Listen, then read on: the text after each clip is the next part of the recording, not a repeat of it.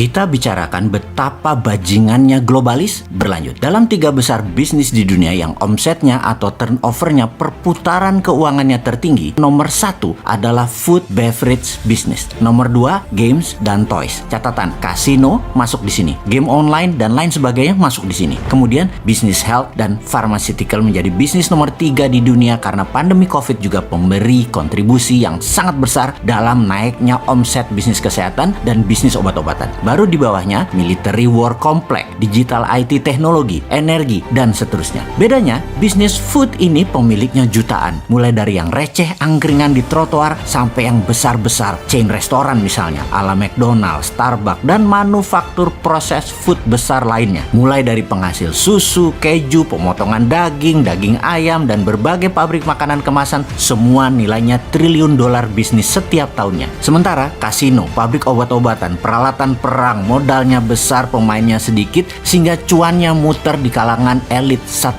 manusia. Kemudian dunia farmasi yang sangat bergantung kepada orang sakit menjadi nilai bisnis yang sangat besar nomor 3 di dunia saat ini. Sengaja kita gunakan huruf besar atau huruf kapital di dalam kalimat bergantung kepada orang sakit. Karena kebanyakan orang yang sakit adalah diciptakan. Benar, penyakit di tubuh manusia adalah ciptaan manusia sendiri yang memang bercita-cita ingin membuat orang tidak sehat. Sungguh, perang kesehatan awalnya dimainkan di tahun 1940-an akhir setelah Perang Dunia Kedua, dan para pemain bisnis makanan proses atau processing food lah yang memulainya. Perang ini adalah bagaimana membuat orang bergantung dalam tanda petik kepada produsen makanan, yaitu pada mereka. Walau berefek negatif buat kesehatan, mereka nggak peduli. Diawalinya semua itu di mana? Di Amerika. Protein dari binatang seperti telur, susu sapi dianggap baik buat manusia. Juga daging atau red meat dianggap membuat protein binatang itu sangat cocok dan baik buat manusia menjadi kuat. Itu disebut propaganda. Studi terbaru ternyata ini semua mitos. Telur dan susu binatang tidak terlalu baik buat manusia dalam jangka panjang dalam jumlah besar. Lalu propaganda seperti real man eat meat atau lelaki sejati pemakan daging, ternyata protein hewani berlebihan banyak menimbulkan masalah jangka panjang seperti darah tinggi, diabetes, jantung, kolesterol, dan kanker. Propaganda kencang tadi memang diciptakan para produsen makanan kemasan dan industri daging, telur, susu agar mengarahkan pikiran bawah sadar jutaan manusia, dan sekarang sudah miliaran manusia, berpikir bahwa daging, susu, telur adalah makanan ini baik untuk kita dan baik untuk kesehatan kita. Bahwa makanan hewani dari hewani terbaik buat tubuh manusia. Efeknya ketika berlebihan ternyata banyak penyakit yang timbul sebagai efek langsung memakan meat, daging, juga poultry, daging unggas yang berlebihan dikonsumsi, juga gula atau sugary drink dengan efek darah tinggi, kolesterol, kanker, dan diabetes. Lalu muncullah asosiasi terkenal di Amerika yang mengedukasi tentang kesehatan dan kesembuhan bagi mereka yang terkena diabetes, kena kolesterol, kena darah tinggi, serta kanker. Ada American Diabetes Association, ada American Cancer Association, ada American Heart Association. Cita-citanya mulia untuk membuat dunia dan berbagai penyakit tersebut hilang. Namun yang aneh ternyata di luar obat-obatannya yang harus dikonsumsi, ternyata makanan yang direkomendasikan adalah makanan yang malah membuat manusia tetap berpenyakit tersebut, bukan menyembuhkan.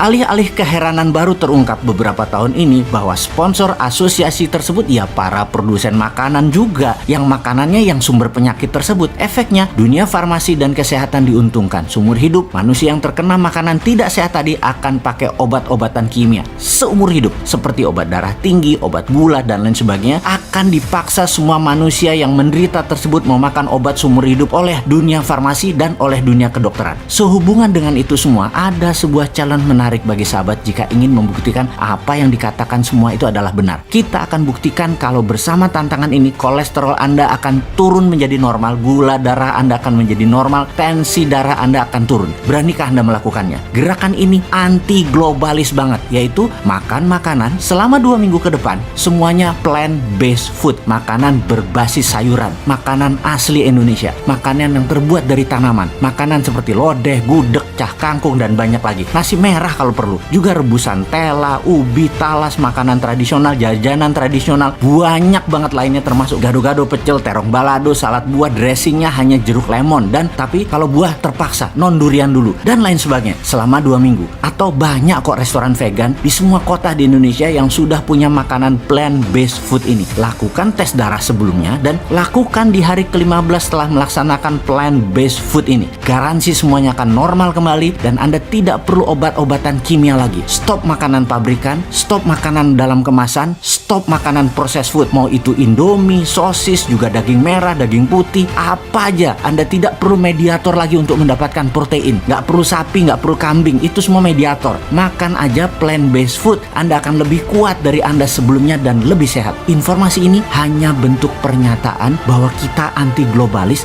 termasuk pemahaman globalis yang tidak sehat dan membuat manusia selalu bergantung pada obat kimia. Selamat bergabung menjadi vegan selama 2 minggu ke depan.